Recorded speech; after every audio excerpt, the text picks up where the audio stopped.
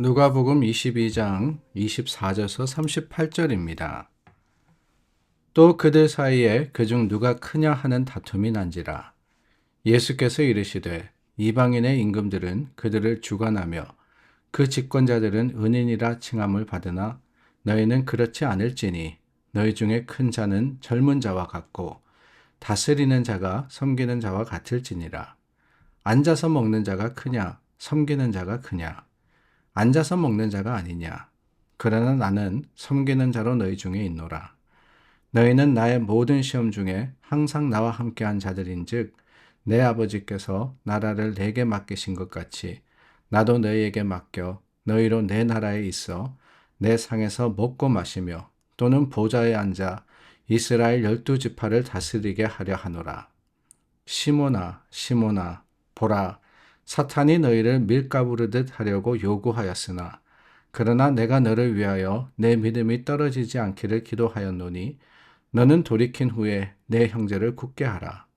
그가 말하되 주여 내가 주와 함께 오게도 죽는 데에도 가기를 각오하였나이다.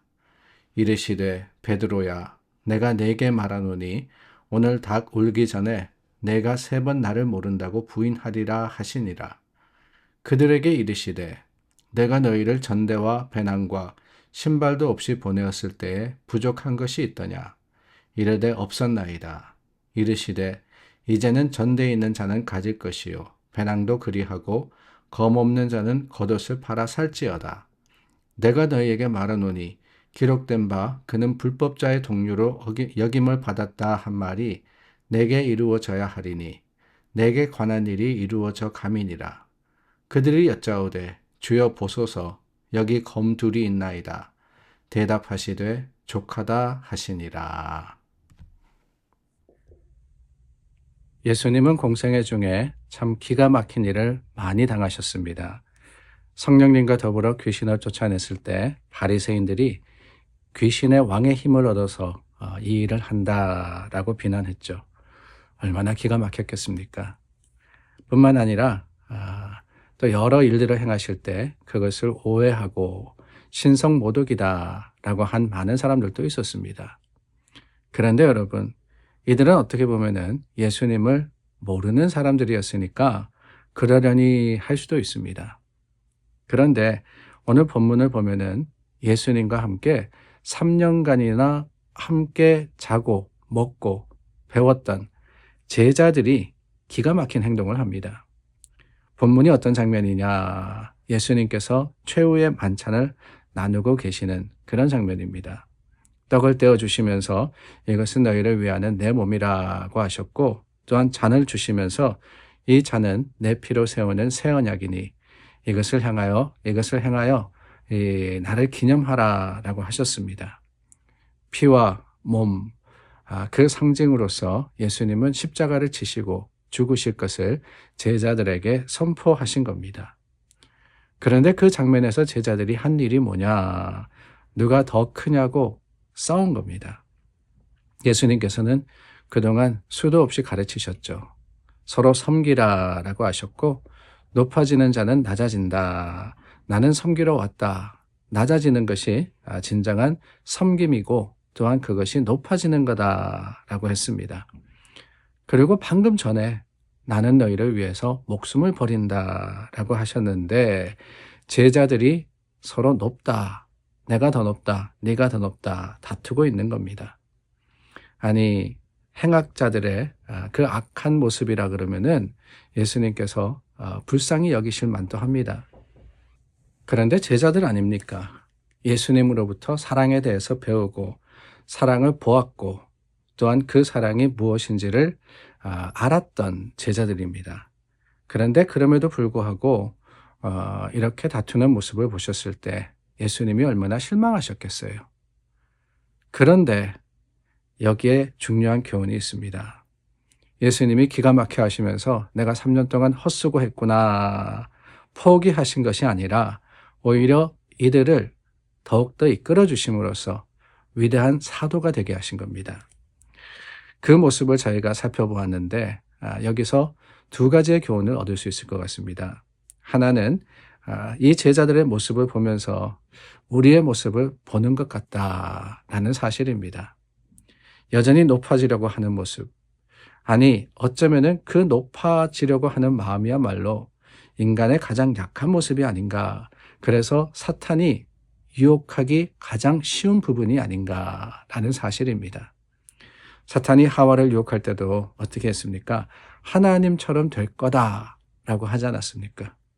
인간의 높아지려고 하는 그 욕망을 건드리는 거예요. 그렇다면 여러분, 우리가 주의해야 하는 것이 무엇이냐? 바로 그거 아니겠습니까? 높아지려는 마음.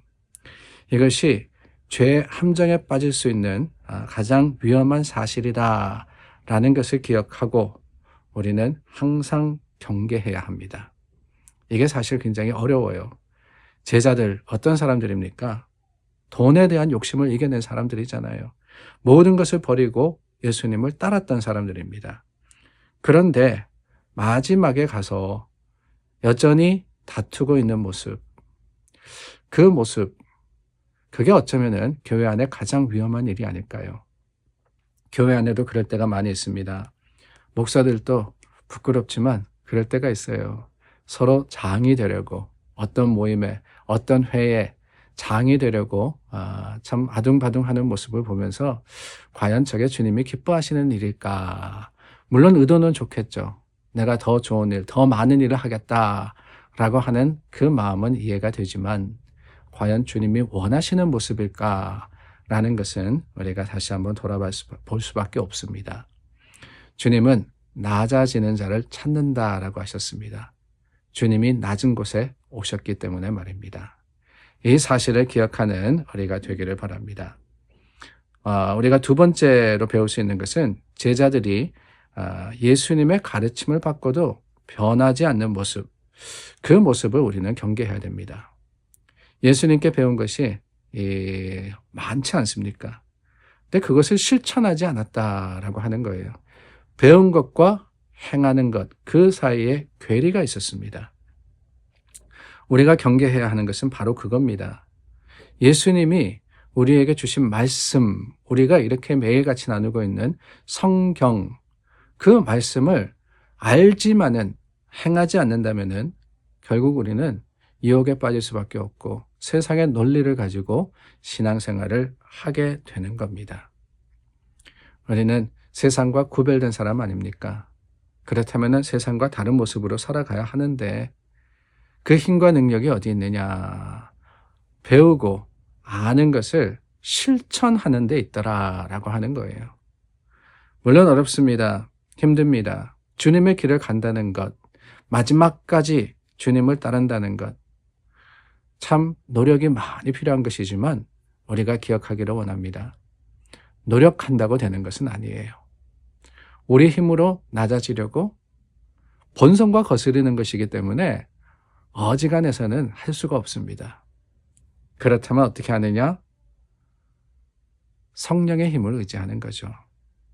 그렇게 높아지려고 했던 베드로, 그 베드로가 성령 충만함을 받으니까 어떤 일이 일어나느냐? 고넬료가 자기 앞에 엎드릴 때 말리면서 나도 사람이다. 나도 너희와 똑같은 사람이다. 라고 고백했습니다. 뿐만 아니라 베드로가 설교할 때 다른 제자들보다 자기가 높다고 시비하지 않습니다. 오히려 부족함을 고백하죠. 그 성령의 능력으로 바울도 그러지 않았습니까? 나는 죄의 괴수 중에 괴수라고 했고 자신에게서 자랑할 것이 아무것도 없다고 그렇게 고백하지 않습니까? 얼마나 대단한 일을 이룬 사람들입니까? 베드로와 바울.